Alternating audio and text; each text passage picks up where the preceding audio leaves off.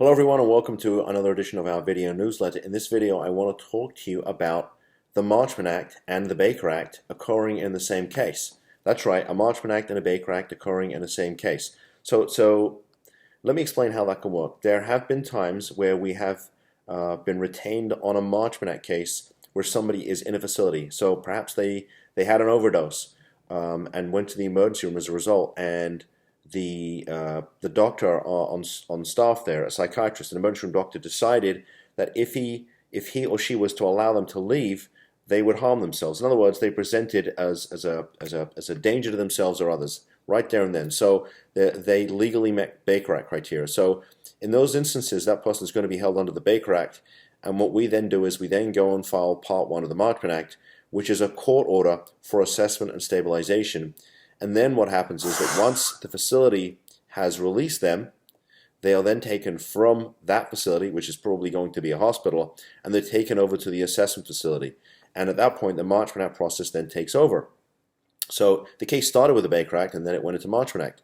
There have been other cases where we've filed the Marchman Act, and the Marchman Act is proceeding. Perhaps they're in an assessment facility, perhaps we're into Part 2 of the Marchman Act, and now they're in a treatment facility, and they have some type of break. They become suicidal. Something happens to them, and the facility that they're at makes a determination that they meet criteria for a Baker Act. So we've got a Marchman Act case that's in process, right? And now a Baker Act gets initiated. So they get taken from the facility they're at, and they get taken to another facility where they get stabilized under the Baker Act. Now typically, and hopefully, that only lasts for a day or two, 2 or 3 days, perhaps even 4 days, and then the person's returned to the Marchman Act facility. So it is possible, and we have seen on several occasions where Baker Act and Marchman Act sort of interact, okay?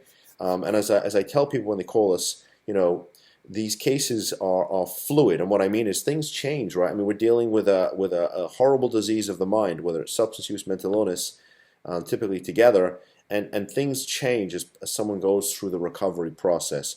So it can happen where it starts as a Baker Act, goes into Marchman. It can start as a Marchman Act and then go to a Baker Act. So with that said, I appreciated the question that was asked to me about, the combination of the both. If you have any questions about that, feel free to reach out to us. We never charge for a consult. And with that said, stay safe and be well.